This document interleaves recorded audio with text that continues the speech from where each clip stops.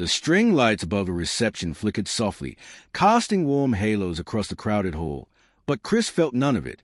He sat at the corner table, the only one with a single chair, his fingers tracing the condensation on a glass of untouched water. Laughter swelled and crashed around him like waves against a rock, and every rise of it pressed a little deeper into the quiet ache he carried beneath his neatly pressed collar. Someone's perfume drifted past him in a bright trail, but he barely noticed. His gaze remained fixed on the empty chair across from him, as though waiting for a ghost.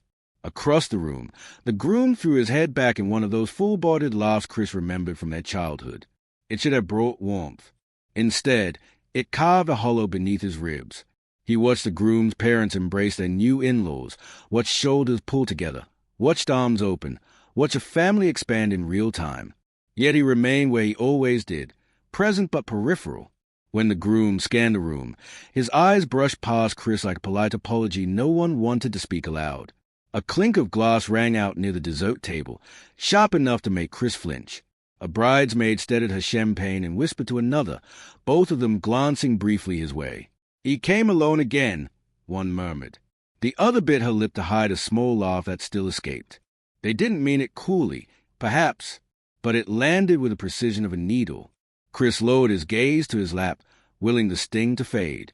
He checked his phone not because he expected kindness, but because silence was unbearable. A new message glowed on the screen, and the moment he opened it, the floor seemed to shift beneath him. "Don't come home tonight. We don't want you here." No punctuation, no softness, just a decision. His family had chosen distance once again, and tonight they didn't bother dressing it in excuses. His throat tightened. He swallowed against it, but the pressure only deepened. The linen napkin in his lap trembled slightly as he folded it. Once, twice, too carefully. He had always tried to be small, to occupy as little emotional space as possible, hoping that gentleness might earn belonging. But here he was, alone at a wedding meant to celebrate unity, receiving a message that declared him unwanted. A way to pass by balancing plates of cake, the sugary scent trailing behind him. One slice slipped, shattering on the floor beside Chris. Forks paused midair across the hall as several guests glanced over. The waiter apologized under his breath and crouched quickly to clean the mess, but Chris felt the moment strike somewhere deeper, like a mirror dropped in his chest. He stood abruptly. His chair scraped the floor, drawing a brief flick of attention that he shrank from. He started toward the exit, shoulders tight, footsteps quickening the further he moved from the glow of chandeliers and the echo of celebration. At the door, he glanced back once, hoping, just for a heartbeat, that someone might look for him. They didn't. Cool air hit him as he stepped outside. The night wrapped around him, heavy with a scent of damp earth and faint jasmine from a hotel garden. The sounds of the reception muffled behind the closed doors, leaving only distant traffic and the soft hum of generators. He exhaled slowly, a long breath he hadn't realized he'd been holding. He walked toward the edge of the parking lot, unsure where to go but unable to return. Every step felt like cracking ice, thin, fragile, dangerous. The glow of the reception hall spilled through tall windows behind him, silhouettes drifting in celebration. He imagined one of them calling his name, but he knew better than to turn around. Under a street lamp, he paused. He pulled out his phone again, reading the message once more even though it hurt. He typed a reply, erased it, typed again, then cleared it entirely. Words were useless. Nothing he sent would change their minds or undo years of being the extra chair no one wanted at the table. He lifted his head when the wind shifted, carrying faint music from the hall, an upbeat song about love and belonging. It felt almost mocking. He shoved his hands into his pockets and started walking, letting the darkness close in around him like a curtain. The gravel crunched beneath his shoes, grounding him even as his thoughts spun. He wondered if the groom noticed his absence. If anyone realized he'd slipped away without tasting the cake, without signing the guest book, without saying goodbye. He doubted it. People didn't notice when shadows changed shape. At the far end of the lot, he stopped beside an empty bench meant for guests waiting on rides. A distant car door slammed, and the faint rumble of an engine drifted by. But Chris remained still. He felt suspended, between the celebration he couldn't stay in and the home he wasn't welcome back to. He sat down. The wooden slats were cold, biting through his dress pants. He looked up at the sky. Clouds drifted lazily across a pale moon, smearing its light like watercolor. He closed his eyes for a moment, feeling exhaustion settle into his bones. Somewhere behind him, a door opened. He didn't turn. Footsteps approached, steady, unhurried, purposeful. He assumed they would pass. But the steps stopped beside him. "Are you all right?" a calm voice asked, low and warm. Chris opened his eyes. He turned slowly, unsure who would speak to him now, in this moment of small collapse. And when he saw the man standing there, the groom's billionaire friend, still in his coat, eyes steady with concern, Chris felt the night shift around him. The darkness, it seemed, had been waiting to break. The man's presence felt impossibly kind, like a door opening in a place Chris thought held only wolves in the dark tonight. But what Chris didn't know was that his journey was only beginning. The man's question lingered in the cool air, gentle yet startling enough to pull Chris out of his haze. He blinked, his eyes adjusting to the glow of the street lamp resting on the stranger's shoulders. The man stood with an ease that suggested neither judgment nor urgency, only a quiet willingness to stay. Chris opened his mouth to respond, but the words tangled in his throat. Instead, he managed a small nod, hesitant, apologetic, as if answering a question he felt unworthy of. The man didn't press. He simply sat down at the opposite end of the bench, leaving space between them like a gesture of respect. His coat rustled softly as he settled, and for a moment neither spoke. The night felt strangely tender, as though the darkness itself was listening. "You don't have to explain," the man finally murmured. "Just breathe." Chris tried, but the breath came out shaky. He wiped his palms on his trousers, embarrassed by how cold and damp they felt. The man's calm presence unnerved him, not because it was threatening, but because it was steady. Steady was unfamiliar. After a few minutes, the man stood and offered a hand. "Come on," he said quietly. "You shouldn't stay out here." Chris stared at the hand. It was a simple gesture, but it felt enormous. Accepting it meant accepting that someone cared enough to see him. And after the message he'd received, after the looks at the reception, after the years of being the extra space no one needed, he wasn't sure he remembered how to be seen. He took the hand. The man helped him to his feet with surprising gentleness. "My car's over here," he said, guiding him toward a black sedan parked at the edge of the lot. The interior light flicked on when the door opened, washing the leather seats in a soft glow. Warmth spilled out. Chris stepped inside cautiously, half expecting to wake up from a dream. The man walked around and settled into the driver's seat, adjusting nothing, as if he had all the time in the world to wait for Chris to steady himself. Rain began again, tapping softly on the windshield. The man started the engine, and warm air pushed through the vents with a hum that felt almost soothing. Chris rubbed his hands together, trying to coax feeling back into his fingers. The man glanced over with a subtle softness. "You're freezing," he said. "Let's get you out of this cold." The car eased onto the road. Streetlights drifted past like thin, blurred lanterns. Chris watched them through the window, his breath fogging the glass before fading into nothingness. He pressed his forehead lightly against it, letting the coolness ground him, separating him from the chaos inside his chest. He didn't know where they were going, and the man didn't offer details. It felt intentional, an unspoken promise that explanation could come later, once safety existed. The rhythmic motion of the car, the steady hum of the tires, the soft jazz playing at a low volume, it all wrapped around Chris like a slow, cautious embrace. His phone buzzed. He flinched. The man's eyes flicked toward the sound, but didn't ask. Chris turned the phone face down on his thigh, unable to look. He knew the message wouldn't be what he needed. Not tonight. Maybe not ever. The city blurred by, neon signs smearing into streaks of color on the wet pavement. Chris's stomach tightened. He hadn't eaten since early afternoon, but hunger felt like a distant ache compared to everything else. The man reached into the console and pulled out a wrapped protein bar, placing it on the armrest between them without comment. Chris hesitated. Then he picked it up.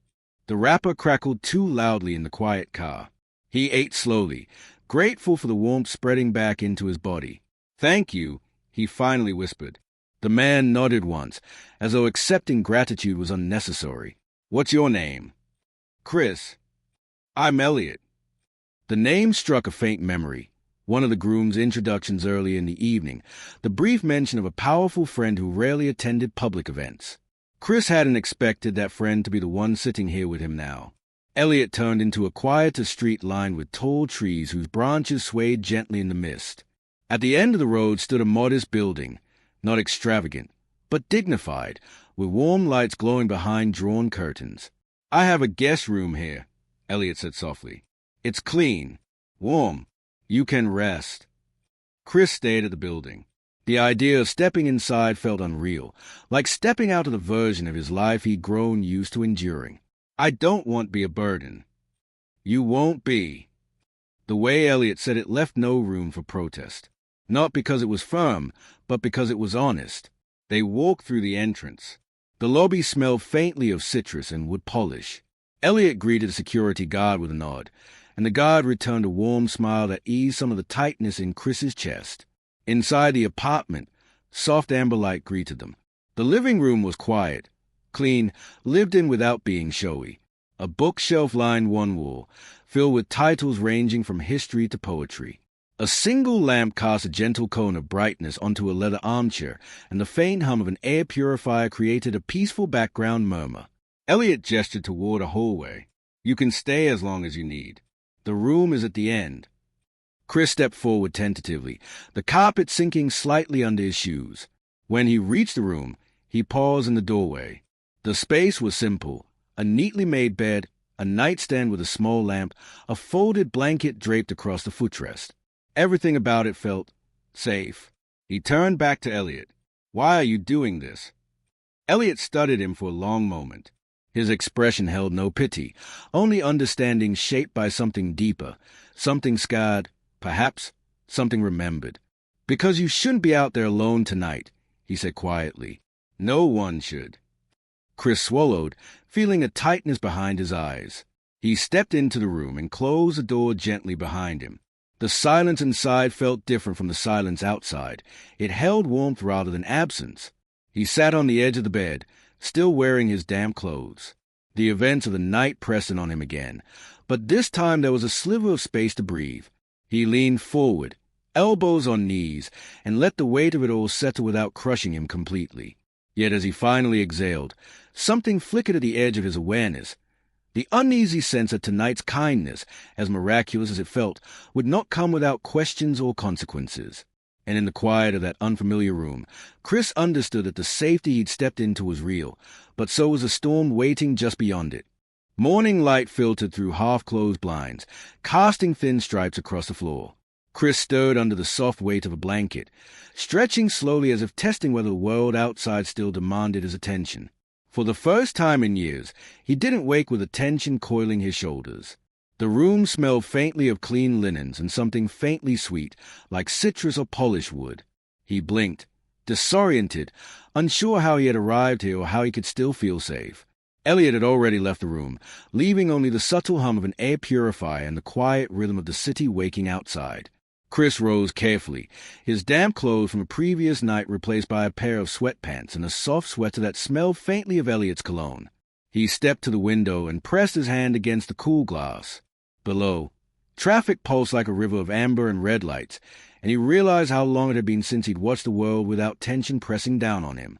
A knock at the door startled him. He hesitated before calling. "Who is it?" "Breakfast," Elliot's voice said, calm and unhurried. "I thought you might be hungry." Chris's throat tightened. The offer felt astonishingly ordinary, and yet impossible.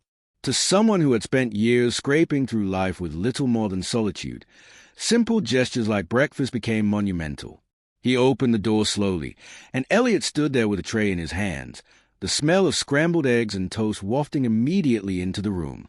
There was nothing extravagant about it, no ostentation, only care. Chris swallowed, uncertain what he was supposed to feel. "Sit," Elliot said gently, placing the tray on the small table by the window. Chris obeyed, lowering himself into the chair as if every movement required courage. He looked down at the food, noticing the tiny details: the perfect fold of the eggs, the crust golden and crisp on the toast, the delicate steam curling upward. It was ordinary, and ordinary felt like a gift. "You don't have to say anything," Elliot said, perching casually at the edge of the bed. "Just eat. The world can wait a little while." Chris picked up his fork. His hands trembled slightly, and he realized that the trembling wasn't from cold. It was from the sudden awareness that someone had chosen to care about him. No judgment, no pity, no expectation, only presence. He ate slowly, noticing every bite, every taste, as though savoring something he had long thought impossible, the feeling of being allowed to exist. "Why are you helping me?" Chris finally asked, the words spilling out in a whisper. "I don't even know you. I don't deserve." "You do," Elliot interrupted gently. "Because you're human. Because no one deserves to feel invisible, not even for one night." His eyes held a steadiness that made Chris look away, unable to meet the weight of such kindness. "I've been there," Elliot said quietly. "Not exactly, but enough. Enough to know what it feels like to be left out, left behind, unseen. Sometimes the world is harsh, but we can still choose to act differently. We can choose to offer warmth where there was none." Chris chewed, absorbing the word without knowing what to say. He had always believed that kindness came with strings or conditions. But Elliot's presence, his simple gestures, the quiet dignity in every action, suggested otherwise. It was almost unbearable in its intensity, almost too much for him to accept. After breakfast, Elliot gestured toward the door. "Come on, I want to show you something." Chris followed hesitantly, curiosity tempered by a lifetime of caution. They walked through the quiet apartment halls, passing walls lined with bookshelves and photographs of faraway places. Chris noticed small details, a framed sketch of a city skyline, a collection of old cameras on a shelf, a single orchid on a side table. Everything was carefully placed, thoughtfully arranged, and yet it all felt lived in, welcoming rather than sterile. They reached a small garden courtyard at the back of the building. Sunlight fell in irregular patches through the leaves of a tree overhead, warming the stone path beneath their feet. Birds chirped faintly, and a faint breeze carried the scent of damp soil and greenery. Elliot gestured toward a bench. "Sit," he said. Chris obeyed, settling onto the smooth wood, the sun warming his face. Elliot remained standing, hands in his pockets, eyes on the sky. "I wanted to bring you here," he said, "because sometimes the world outside can feel like it's closing in. And sometimes it's just about noticing that there are places where it doesn't." Chris swallowed, unsure whether to speak. "You don't have to trust me yet," Elliot continued softly, "but I hope that you allow yourself to feel safe, even for a moment." Chris glanced around the courtyard, the sunlight dappling the stones, and he realized he was beginning to relax. His shoulders, which had carried the tension of rejection and isolation for so long, loosened imperceptibly. He felt a flicker of something he hadn't felt in years, the possibility of belonging, even if it was temporary. A faint sound of laughter drifted from a nearby building, sharp and foreign, and Chris's chest tightened. Old memories, the wedding, the message, the silences, pressed against him, reminding him that safety could be fleeting. He looked at Elliot, who seemed unshaken by the echoes of the outside world, and wondered how someone could hold such calm in the face of uncertainty. "You don't have to talk about it," Elliot said, reading the hesitation on Chris's face. "Not yet. Just notice the light. Feel the sun. Let yourself exist without proving anything." Chris nodded slowly, allowing the warmth to settle in his chest. The tension eased, replaced by fragile curiosity. Minutes passed in quiet observation. Chris realized he had not moved for so long that his legs had begun to ache, yet he did not care. The sunlight felt forgiving, the air tangible and soft, the presence beside him unthreatening. For the first time, he considered the possibility that life might hold unexpected gestures of kindness, and that perhaps some of them were genuine. Elliot finally spoke again, his voice low, almost reverent. "Sometimes people wait for someone else to change their world. But occasionally, the right presence arrives at the right time. Maybe tonight was such a moment." He did not elaborate, leaving the statement hanging, heavy with unspoken meaning. Chris felt a tremor of recognition, a quiet, insistent nudge that his life, upended and fractured, might yet shift in ways he could not yet imagine. The bench beneath him seemed to anchor him to the present. Chris exhaled slowly, realizing that the cold, the fear, and the isolation had not vanished, but they were no longer overwhelming. For the first time in a long while, he felt a fragile sense of peace, a space to breathe, to be, and perhaps to trust. Yet even as he allowed himself this small reprieve, a shadow of doubt crept along the edge of his thoughts. Elliot's kindness was a lifeline, but the world outside the courtyard remained uncertain, noisy, and unkind. Chris's past weighed heavily, reminding him that shelter was temporary and that moments of warmth were often interrupted by storms. The sunlight fell across both of them, warm and forgiving, yet hinting at the complexities yet to come. Chris understood, in that suspended moment, that safety could exist, but it was fragile, and it might be tested sooner than he expected. And in that instant, the world outside the courtyard suddenly felt closer, sharper, and somehow more real. And just as he considered rising, stretching toward the future he could barely envision, he noticed a subtle shift in Elliot's expression, a brief, almost imperceptible tension in his jaw, a shadow crossing his otherwise calm eyes. Chris looked at him, unsettled. Wondering what unspoken history might lie beneath such kindness, Chris sat on the edge of the courtyard bench, the sunlight slipping through the leaves and warming his hands. He had begun to trust the stillness, the quiet generosity in Elliot's presence, and for the first time in years, he felt a flicker of something like hope. Yet even as he allowed the warmth in, he sensed there were stories left unspoken, histories folded tight like letters no one dared open. Elliot walked beside him now, not saying anything, hands brushing against the rail of the small stone wall, gaze distant. Chris followed, curiosity tinged with caution. Finally, Elliot stopped beneath a tree whose branches cast dancing shadows across the ground. He looked down at Chris, and for the first time, his calm expression faltered, just enough to show a trace of something buried deep. "You've been carrying a lot," Elliot said quietly, "more than most people could bear. And some of it, I know too well." Chris froze, the words striking him with unexpected weight. He had thought Elliot's kindness was simple, uncomplicated, but now it hinted at a depth of understanding he had not yet imagined. "What do you mean?" he asked cautiously. Elliot reached into his pocket and pulled out a folded letter, yellowed and creased at the edges. He held it out, careful, as if offering something sacred. Chris took it with tentative fingers, unfolding the fragile paper. His eyes skimmed the words, "We don't want you. Don't come back." The handwriting was elegant, deliberate, and yet cold in its finality. Chris felt the air tighten in his chest. The same words he had received not an hour ago now existed in another lifetime, in another body, in the hand of a man he barely knew. And yet, somehow, he understood. "This was my letter," Elliot said softly, almost to himself. "From my parents, many years ago." He paused, letting the silence hang like fog. "I was 17. They didn't want me because I was different, because I didn't fit the life they imagined.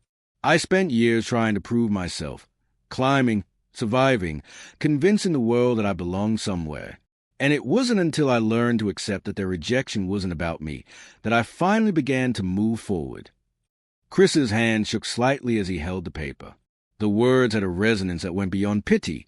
They mirrored his own story, the rejection, the isolation, the small, persistent ache of being unwanted. He had thought his pain was unique, sharp and solitary, but now he felt it echoing in someone else's life. Someone powerful. Someone who had chosen kindness despite knowing that rejection. "You mean," Chris whispered, voice tight, "you understand why I left tonight?" Elliot nodded. "I understand completely.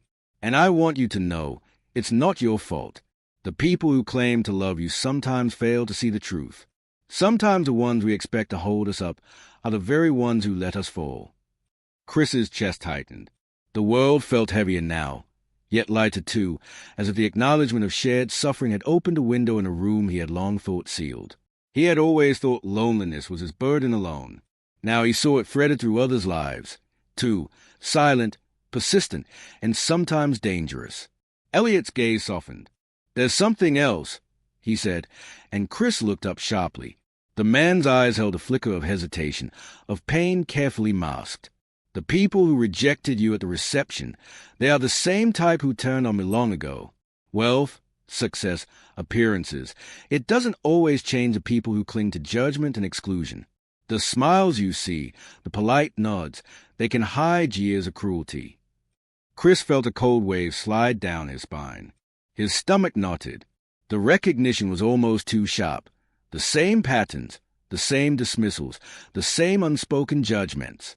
He thought of his family, the message he had received, the sideways glances at the reception table. He had been a pawn in a larger, repeating story, a story of human fear, pride, and indifference. Elliot extended his hand. I wanted you to see this, to know that you're not alone, and also to understand something important. The world's judgment isn't the measure of your worth. Your presence, your choices, they are... Chris exhaled slowly, his fingers brushing the edges of the letter. It felt impossibly heavy and yet liberating, like the weight of truth pressed against a wound finally open for sunlight. I never thought anyone could care without wanting something in return, he admitted. His voice cracked, the sound raw in the quiet courtyard. They can, Elliot said, voice steady. I do. Chris looked up at him, searching for contradiction, but found none. The sincerity was undeniable, and yet it carried with it an implicit warning. Kindness alone could not shield him from the storms ahead. He had to stand, even with support, even with warmth, even with hope. They sat in silence for a long moment. The light shifted through the branches, shadows stretching across Chris's hands, across Elliot's shoes, across the courtyard stones. Chris felt a strange intimacy in the quiet, the unspoken understanding that their paths were parallel, that the wounds inflicted by others were not marks of failure, but scars of survival. Then Elliot spoke again, voice low, carrying a weight that made Chris lean forward instinctively. There's more you need to see, he said. Not just about rejection, not just about the people who hurt you, but about the patterns we inherit, the ways cruelty repeats, the ways silence becomes complicity. This isn't just your battle. It's a cycle, and sometimes we need to confront it together. Chris felt a ripple of fear. The idea that his personal pain was part of a larger, repeating pattern made him feel small, exposed, vulnerable. And yet, somehow, it also made him feel seen. Seen in the truest sense, beyond the surface, beyond the polite expectations of society, beyond the rejection that had defined him for so long. I don't know if I'm ready, Chris whispered. I don't know if I can. You're ready, Elliot interrupted, gently but firmly. Not because it will be easy, but because you survived everything up to this point. The fear, the loneliness, the rejection, it has prepared you for this moment. And you won't face it alone. Chris's hands trembled as he set the letter down on the bench. He felt a mixture of dread and anticipation curling in his stomach. For the first time in years, he considered the possibility that his life might shift in ways he could not yet predict. The world outside the courtyard remained uncertain and indifferent, but here, in this quiet garden, he glimpsed a path forward, a path illuminated not by wealth or power, but by understanding, courage, and unexpected human connection. And yet, even as he allowed himself a moment of fragile hope, the letter in his lap, the sunlight falling across his shoulders, Chris realized something unsettling. The journey ahead was not just about being rescued or finding safety. It was about confronting the echoes of cruelty, facing the patterns that had shaped him, and stepping into a truth that might demand more than he had ever imagined.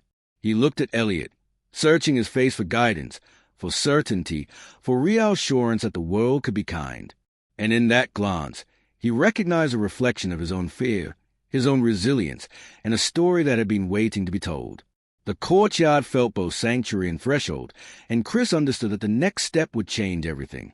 The hall smelled faintly of polished wood and floral arrangements, a lingering sweetness that did little to soften the weight Chris carried. He walked in quietly, shoulders squared, his shoes tapping softly against the hardwood floor.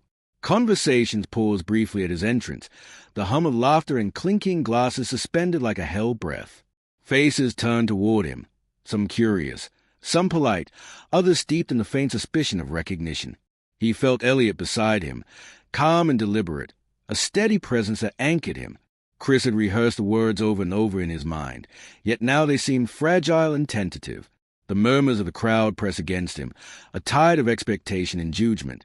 But he forced his chest to rise evenly, taking the rhythm of his own heartbeat as guide. Across the room, familiar faces turned, their eyes sharpening with recognition. His family, the groom's relatives, some nodding politely, others exchanging whispered glances. Chris had expected this, The polite distance, the unspoken accusation, the invisible tally of his failures. But the reality hit harder than he anticipated. The air seemed to thicken, the chandelier light catching on the anxious lines of his parents' faces. He stepped forward, clearing his throat just enough to be heard without shouting. Silence fell, delicate, trembling. He caught the eye of the groom, whose expression shifted from surprise to tentative understanding. Chris's gaze swept across the room, noting the subtle hesitations, the faint tightening of jaws, the quick sideways glances that spoke louder than any words could. "My name is Chris," he began, voice steady despite the tremor under the surface. "I am here because tonight, and in many nights before, I have been treated as invisible. I was told I was not wanted. I was dismissed, ignored, rejected, sometimes with words, sometimes with silence. But I am here to tell you that does not define me." A murmur rippled through the crowd. A distant clatter of a dropped glass punctuated his words, as though the room itself was breathing in response.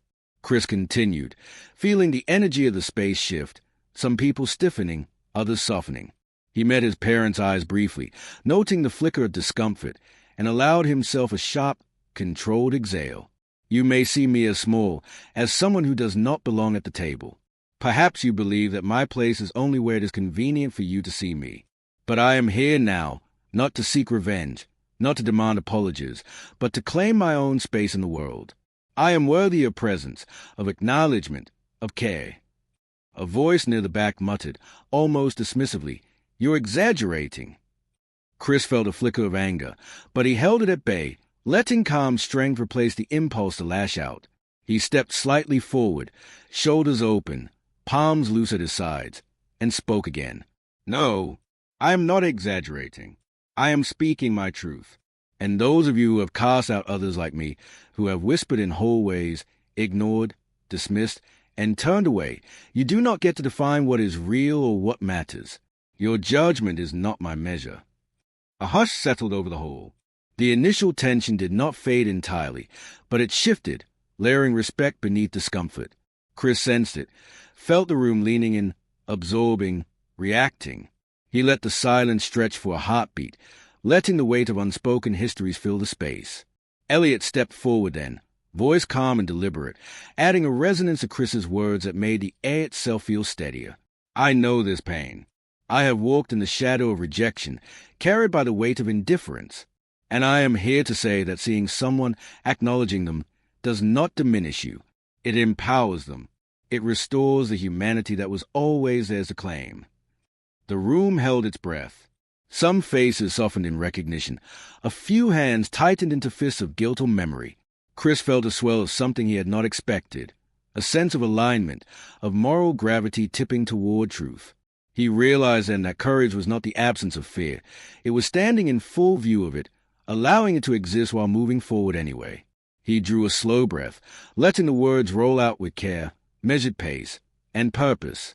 "I have lived years thinking that being invisible was my burden to bear alone. I believed that silence and absence were a punishment. But tonight, I am choosing to speak, not to shame, not to hurt, but to reclaim myself. I will not shrink to accommodate fear. I will not hide to protect the comfort of others. I am here, fully, because I deserve it, because I exist." A long pause followed. A few heads lowered, some averted. Others leaned in, caught in the gravity of witnessing truth delivered plainly, without embellishment or dramatics. Chris felt sweat prick at the back of his neck, the tension coiling in his abdomen, yet his voice remained unwavering. One of his relatives, a cousin who had long smirked at his absence in family gatherings, whispered sharply, "You don't belong here." Chris turned to him, eyes steady, expression calm but unwavering. "I belong wherever I choose to exist. I am not bound by your comfort or your perception. My worth is mine alone." Gasps and murmurs ran through the hall. He felt the shift deepen. Powerless judgments were meeting resistance, and it was not bitter or vengeful. It was quiet moral clarity. He exhaled slowly, letting the stillness stretch, giving space for those around him to digest what had been delivered. Elliot remained by his side, quiet, allowing Chris to hold the center, letting the room absorb the courage in action.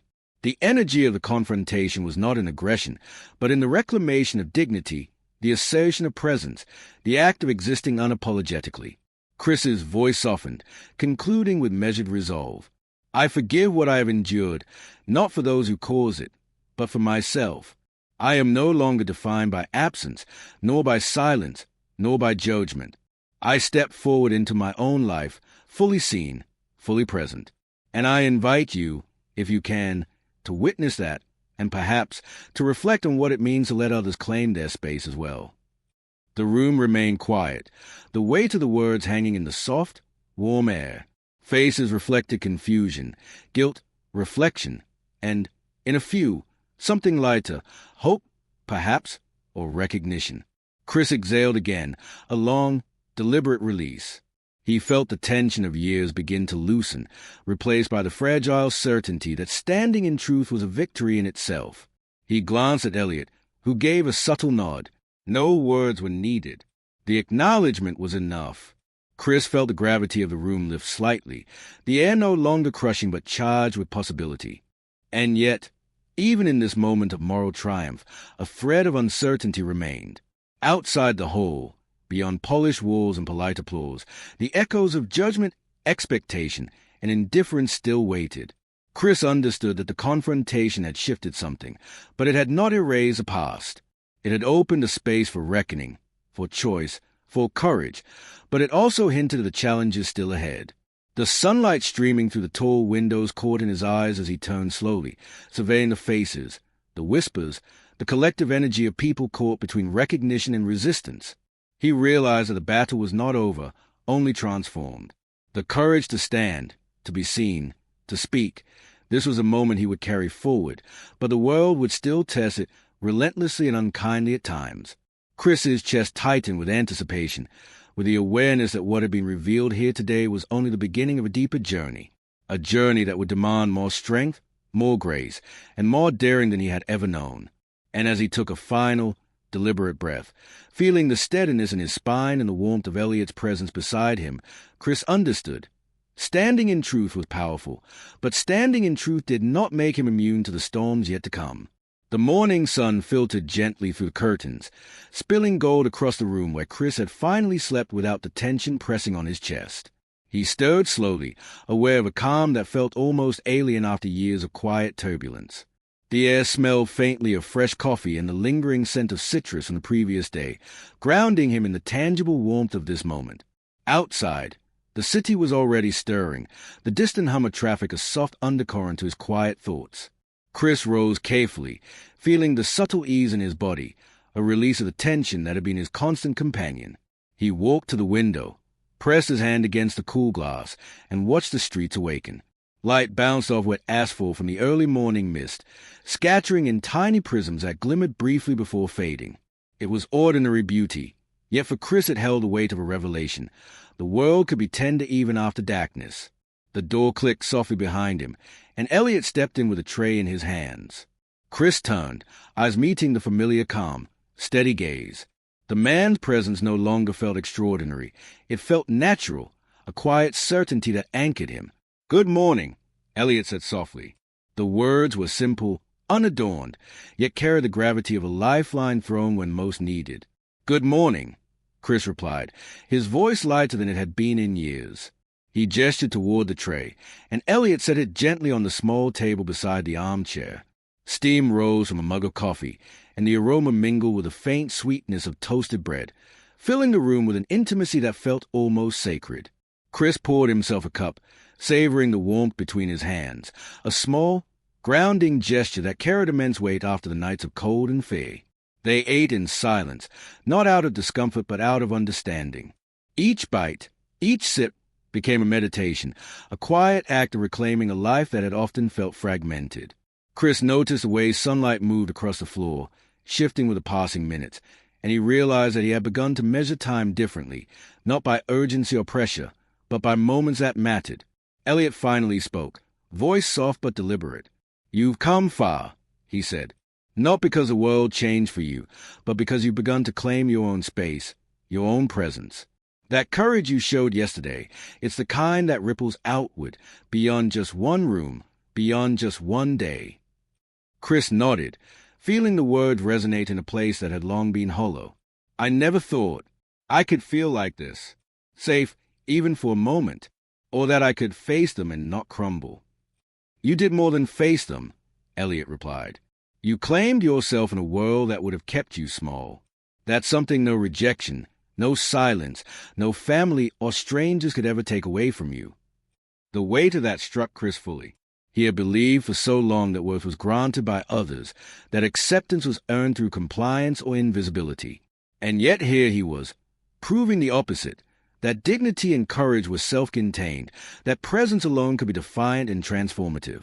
He lingered at the window again, watching the city stir, the sunlight pooling in warm, forgiving patches on wet sidewalks. And then, softly, he allowed himself to hope. Not grand, not naive, but deliberate, a flicker of possibility that perhaps life could hold connection, care, and recognition alongside pain. Elliot watched him, understanding without words. There's something else, he said gently, something that might help you carry this forward. From a nearby shelf, he picked up a small envelope, crisp and clean, and handed it to Chris. The paper felt surprisingly weighty in his hands. He opened it, revealing a letter written by someone who had quietly observed his struggle, someone offering reconciliation. Not an obligation, not an apology steeped in guilt, but a genuine gesture of recognition. Chris read it slowly, the words sinking in, each one a small hammer against the walls he had built around himself. The letter spoke of care, of missed opportunities, of acknowledgement, and most importantly, of belief in him. His chest expanded slightly, a release he hadn't realized he'd been holding for years. Tears pricked the corners of his eyes, but he did not rush to hide them. Instead, he let them fall, a quiet acknowledgement of pain and healing coexisting. Elliot remained beside him, silent, a steady hand on the shoulder if needed, but offering no intrusion, no unnecessary words, just presence. Finally, Chris folded the letter, holding it close. I think I understand now, he said, voice shaking but resolute. It's not about erasing the past. It's about carrying it differently, about choosing who I allow to define me and who I allow to stand beside me. Elliot nodded, a faint smile brushing his lips. Exactly. You've faced a storm, Chris, and you've begun to step into sunlight. It doesn't mean the clouds disappear, but it does mean you can walk forward without fear controlling your steps. Chris glanced at the window again, at the golden rays filtering across the room, at the world just beyond the glass. The memory of cold receptions, harsh messages, and silent rejections lingered, but it no longer held dominion over him. The storm was still there, yes, but he had discovered a capacity to endure it, to navigate it, and even to find warmth despite it. He turned to Elliot, gratitude and understanding reflected in his eyes. Thank you for noticing me when no one else did, for sitting with me in the dark until I could see a path forward. Elliot's response was quiet but firm. Sometimes all it takes is presence, and sometimes that's enough to change a life. Chris allowed a slow, deliberate smile to cross his face. It was tentative, fragile, but genuine, a reflection of a heart slowly reclaiming itself. He moved toward the small table, picked up his coffee, and lifted it as if offering a silent toast. To beginnings, he murmured. To beginnings, Elliot echoed, matching the gesture with warmth that felt like permission to believe. Outside, the sun climbed higher, illuminating the city streets, reflecting off glass windows, painting golden streaks across rooftops and cars. Chris stepped closer to the open window, letting the warmth wash over him, feeling the wind lift gently through his hair. The world, vast and indifferent as it was, no longer felt threatening. It felt mutable, alive, responsive to courage and presence. And in that moment, Chris realized that the greatest journeys were not those that erased hardship, but those that transformed it. He had been abandoned, dismissed, and left alone, yet here, in sunlight, with a quiet knowledge of Elliot's support and the subtle acknowledgement of reconciliation, he found a rare and powerful freedom, the freedom to stand fully, to be seen, and to continue moving forward. He exhaled, a long, slow breath that carried both release and anticipation, the edges of his fear softened by the knowledge that he was no longer entirely alone. And in that suspended, golden moment, he understood the truth of what had been quietly unfolding all along. Life could still be tender. Life could still hold connection, And perhaps, just perhaps, he could learn to belong, not because the world allowed it, but because he chose to claim it. The city below shimmered, alive and relentless, yet Chris felt grounded, anchored in the quiet certainty of this fragile, luminous peace. The door to the future, once closed by absence and silence, now stood slightly ajar, inviting, waiting. And as he turned back toward the room, toward Elliot, toward the life that had already begun to shift beneath his feet, Chris allowed himself one last thought, a recognition that the storms might return, that challenges would test him again, but that he had discovered something unshakable, the courage to face them. Outside, the sunlight glinted off the windows, but the light inside him, warm, steady, and newly claimed, burned brighter still.